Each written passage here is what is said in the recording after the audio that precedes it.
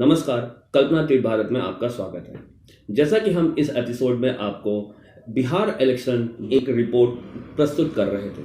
पिछले 2 एपिसोड में हमने आपको बताया कि महागठबंधन जीतता हुआ नजर आ रहा है, लेकिन ये उसके लिए एक बहुत टफ सिचुएशन है।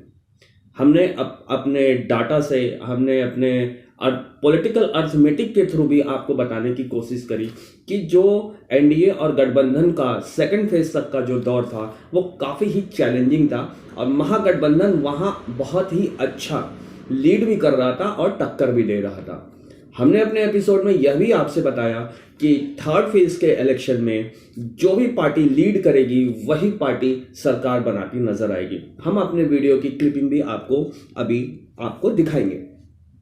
तो आइए चर्चा करते हैं और एक छोटी सी समीक्षा को करते हैं। थोड़ा सा हो सकता है वीडियो लंबा हो।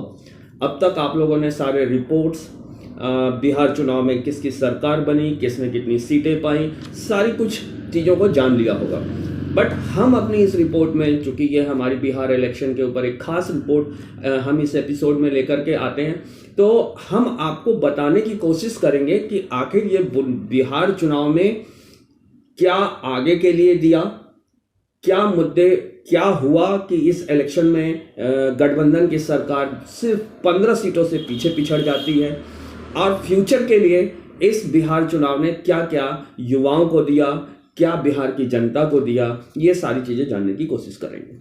तो आइए हम समझते हैं। सबसे पहले तो हम अपनी वीडियो दिखाएंगे आपको, उस वीडियो को देखिए और समझिएगा। फिर उसके बाद हम, ये काफ़ी महत्वपूर्ण चुनाव था क्योंकि यहाँ से जो भी पार्टी लीड करेगी, जो भी गठबंधन लीड करेगा, वो गठबंधन समझ जाइए कि सरकार बनाने के करीब हो जाएगा। क्योंकि अब अगला जो चुनाव है उसमें हमें 74 सीट पे लड़नी है और जो भी पार्टी वहाँ पे बढ़त बनाएगी वही जो है सरकार बनाती नजर आएगी। क्योंकि असली मुकाबला तो इन 71 और 94 सीटों पर था। अब अगली 74 सीट जो तीसरे फेज का चुनाव है वो बढ़त बनाने के काम में आएगी। तो आइए समझते हैं कि दूसरे वीडियो को आपने देख लिया होगा और आप समझ गए होंगे कि हमने जो अपनी रिपोर्ट में बताया था कि तीसरा फेज का चुनाव जो भी जीतेगा वही पार्टी चुनाव लड़ती हुई वही पार्टी सरकार बनाती हुई नजर आएगी। और हुआ बिल्कुल वैसा ही। ओपिनियन पोल्स आपने देखे, टीवी चैनल्स की रिपोर्ट्स देखी, हर चीज़ देखी। हमने भी एक कोशिश करी कि हम भी अपनी एक रिपोर्ट आपके सामने लाएं और आपको बताएं कि बिहार में क्या हालात हैं। तो अब पूरा चुनाव हो चुका है, एनडीए सरकार बनाने जा रही है, लेकिन इसमें कई फैक्टर्स उभर करके आए। सबसे बड़ा फैक्टर था मुद्दा। तेजस्वी ने मुद्दों की पॉलिटिक्स करी, तो वहीं जो है हमारे प्रधानमंत्री मोदी जी ने मुद्दों से थोड़ा सा भटकते हुए राष्ट्रीय मुद्दों को लाया और कुछ पर्सनल अटैक्स किए। और वो पर्सनल अटैक्स का शायद मोदी जी को थोड़ा बहुत फायदा हुआ।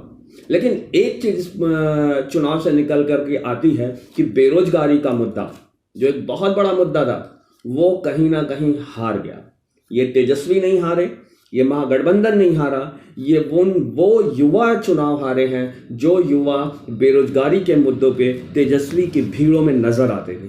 आप ये मत सोचिए कि तेजस्वी की भीड़ में जो लोग नजर आते थे उन्होंने वोट नहीं किया, युवा उनके साथ खड़ा था। वरना ये फाइट हो ही नहीं पाती, इतनी टफ फाइट नहीं हो पाती। चुनाव या तो महागठबंधन ही लीड करता, जो हवा दिख रही थी, जो पोल्स दिखा रहे थे कि 180 जाएगा, 150 जाएगा, लेकिन हमने तब भी बोला था कि थर्ड फेज का चुनाव डिसाइड करेगा कि कौन चुनाव जीतता नजर आएगा। तो पहली चीज ये कि इस चुनाव से एक चीज साफ होती है कि जो मेन स्ट्रीम के मुद्दे थे, जैसे जो बेरोजगारी का सबसे बड़ा जो मुद्दा था, वो चुनाव हारा है। चूंकि तेजस्वी ऑलरेडी 75 सीट पाए हैं, बीजेपी से ज्यादा 1 सीट पे वो लीड किए हुए हैं, तो सबसे बड़ी मेजर पार्टी तो तेजस्वी की ही हुई। मोदी जी की पार्टी तभी भी 74 सीट पे है। हाँ, वो कम सीटों पे लड़े, स्ट्राइक रेट भी उनका अच्छा रहा। लेकिन हमने आपको ये भी बताया था कि दूसरे चुनाव में नीतीश के चेहरे को हटा करके, चूंकि मोदी जी बहुत ही तेज चीजों को भागते हैं और वो मोदी जी समझ गए थे कि अगर हम नीतीश के चेहरे पे जाएंगे तो हम चुनाव थर्ड राउंड और सेकंड राउंड में भी हार जाएंगे। और पूरी कमान मोदी जी ने अपने ऊपर लिया और उन्होंने तरह तरीके की बातें बोली अब तो चुनाव खत्म हो गया है, लेकिन उन मुद्दों ने भी काफ़ी जो जंगल राज का डर दिखाया गया, वो डर शायद थोड़ा बहुत मतलब बिहार की जनता ने महसूस किया, इसलिए लेकिन उतना महसूस नहीं किया। अगर उतना महसूस किया होता तो ये हालात नहीं होते कि इतनी टफ और इतनी क्लोज फाइट होती। चूँकि आरजेडी भी कहीं कहीं बहुत ही छोटे मार्जिन से चुनाव जीती है, बीजेपी भी कहीं कहीं छोटे मार्जिन से चुनाव जीती है, लेकिन अल्टीमेटली यही देखा जाता है कि कौन चुनाव फाइनली उस नंबर को अचीव करता है। जो उस नंबर को अचीव करता है वही सरकार बनाता हुआ नजर आता है। तो दूसरी चीज, पहली चीज तो हमने आपको बताया कि बेरोजगारी हारी है, ना कि कोई गठबंधन हारा है। ठीक है, ये एक पहली नोट डाउन, क्योंकि ये हर प्रदेश में ये मुद्दे बनाए जाएंगे, इसलिए आप सोच समझ लीजिए कि अभी 2022 में यूपी में भी चुनाव आने वाला है, तो क्या यूपी में भी बेरोजगारी बढ़ी हुई है, तो क्या ये मुद्दा यूपी के लिए काम करेगा? क्योंकि बिहार में तो ये मुद्दा हार गया। हमने अपने वीडियो में भी बताया कि अगर ये मुद्दे जीतते हैं तो आगे के आने वाले चुनावों में बहुत सी पार्टियां इन मुद्दों को लेकर के आएंगी। मोदी जी ने इवन ये भी बोला है कि अगर वो सत्ता आती है तो प्राइवेट कंपनियां भी आपको नौकरी यहाँ नहीं आएंगे और आपको नौकरी नहीं मिलेगी। यानी ये देखने की बात है कि इस 5 साल में क्या ये इनका वोकल मोदी जी का ये जुमला ही शामिल होता है या सचमुच वहाँ प्राइवेट कंपनीज आती हैं और लोगों को एम्प्लॉयमेंट जनरेट करती हैं। ये भी देखने वाली बात होगी। दूसरा एक इस चुनाव से निकल करके आता है कि AIMM के मुखिया ओवैसी साहब की पार्टी 5 सीट जीतती है और वह पूरे सीमांचल में महागठबंधन को रोकती है। किसके अगेंस्ट रोकती है? बीजेपी के अगेंस्ट रोकती है। लेकिन मैं ये नहीं कहूँगा कि AIMM को लड़ना नहीं चाहिए, बिल्कुल लड़ना चाहिए। और लेकिन ओवैसी जी ने जो लड़ाई लड़ी वो बहुत ही अच्छी लड़ाई लड़ी, 5 सीट भी जीता। और इससे एक चीज़ समझ में आता है कि आज भी जो भी मुद्दे तेजस्वी ने उठाए थे कि जाति धर्म से ऊपर उठ करके वोट करना, लेकिन इस चुनाव में न जाति से उठ पाए न धर्म से उठ पाए। हाँ, मुद्दे जरूर दब गए और एक धर्म विशेष को उनका एक अपना नेता दिख रहा है, जो नेता और होना भी चाहिए, क्योंकि यह भारतीय राजनीति में एक बड़ी विडंबना है।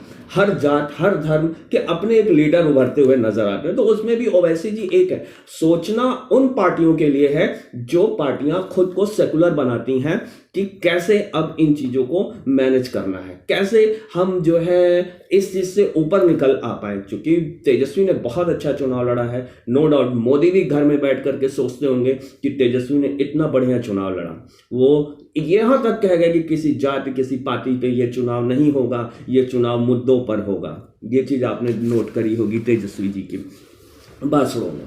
तो दूसरी चीज उभर के आई, ओवैसी अभी महाराष्ट्र में जीते, बिहार में भी जीते, और अगर 15 सीट हारती है महागठबंधन तो कहीं ना कहीं वो एक बहुत बड़ा फैक्टर है।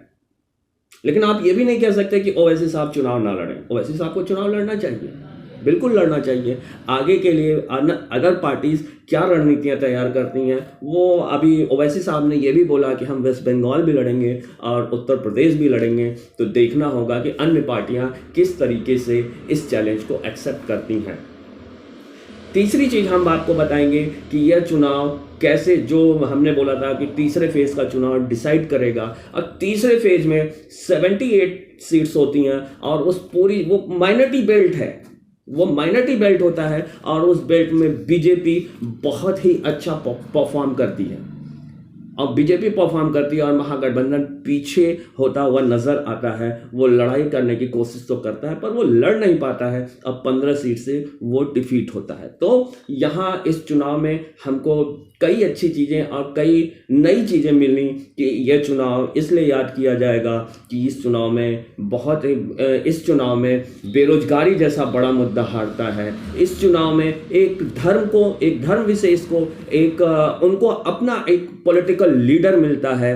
और आगे बीजेपी बिहार में पहली बार बड़े भाई का रोल अदा करने जा रही है और वो डायरेक्ट फाइट में आ चुकी है। मतलब जो फाइट नीतीश और लालू में होती थी, आने वाले दिनों में हम देखेंगे कि वो फाइट जो है कहीं ना कहीं बीजेपी बनाम आरजेडी हो जाएगी। अब तीसरे पॉइंट पे निकल के आते हैं कि आखिर हनुमान के दिल में तो राम थे, और चिराग पासवान ने काफ़ी डैमेज किया जनता दल यूनाइटेड को, और वह जहाँ जहाँ लड़े जनता दल यूनाइटेड को काफ़ी डैमेज। लेकिन इसका चूँकि चिराग पासवान की पार्टी सिर्फ एक सीट जीतती है, लेकिन बीजेपी अब उनको क्या इसके बारे में इनाम देती है, क्योंकि चिराग पासवान कहीं भी बीजेपी के अगेंस्ट चुनाव नहीं लड़े हैं और वो हमेशा यही बोले हैं कि मैं हनुमान हूँ और मेरे दिल में राम बसते हैं, मैं चीर के दिखा दूंगा। उन्होंने काफ़ी अच्छी अच्छी बातें बोली बीजेपी के फेवर में, और उन्होंने करके भी दिखाया। जनता दल यूनाइटेड से 43 सीट पर सिमट करके रह गया। आप ये डाटा, ये आंकड़े हर चीज़ों में देख रहे हैं, ये चूंकि ये हमारी एक पॉलिटिकल एनालिसिस है। तो हम लोगों ने आपको 3 चीज़ें बताई हैं कि ओवैसी का उभरना, मुद्दों का खत्म होना, जाति धर्म से अभी भी बिहार का चुनाव बाहर नहीं निकल पाया। चौथी चीज हम बताने जा रहे हैं कि तेजस्वी बिहार के ही नहीं पूरे भारत के एक उभरते हुए नेता नजर आ रहे हैं। उनके हम उम्र में देखा जाए तो वो बात मैं ये तो नहीं कहना चाहूँगा किसी में नहीं है, क्योंकि राजनीति कब करवट बदल लेगा लेकिन ये नहीं मालूम होगा। लेकिन तेजस्वी ने जिस तरीके से मोदी जी का निडर होकर के, क्योंकि ये चुनाव कहीं से भी, अगर ये चुनाव नीतीश के फेस पे लड़ा जाता, नीतीश अगर फ्रंट फुट पे आकर लड़ते तो कहीं से भी आरजेडी हारती हुई नजर नहीं आती। मोदी का चुनाव में आना, कमान संभालना, ये एक बहुत बड़ा फैक्टर रहा। वोट शेयर के हिसाब से भी देखें तो वोट शेयर आरजेडी का बढ़ा है। तो ये हमारे बिहार चुनाव के ऊपर एक छोटी सी समीक्षा थी, और यह समीक्षा काफ़ी बड़ी हो जाती, लेकिन हमने इसको बहुत ही कॉन्क्रीट टर्म में रखा है कि ये वीडियो बहुत लंबी ना हो और आप बोर भी ना हो। और अब यूपी के इलेक्शंस 2022 में आने वाले हैं। हम आपको अपने पॉलिटिकल पैनल, अपने पॉलिटिकल एनालिसिस से आपको अब यूपी के लिए, यूपी के ऊपर रिपोर्ट्स लाते रहेंगे, स्पेशल रिपोर्ट्स लाते रहेंगे। हमको हो सकता है आपको ये हमारा प्रोग्राम काफ़ी अच्छा लगा हो, और हमने पूरी कोशिश करी है, अपने सिर्फ एक छोटा सा एपिसोड डाला है, हमने इन 3 एपिसोड से कोशिश करी कि बिहार में क्या हो रहा है उसको हम आपके सामने लाएं। धन्यवाद। फिर मुलाकात होगी कल्पनातीत भारत में अगले प्रोग्राम के साथ।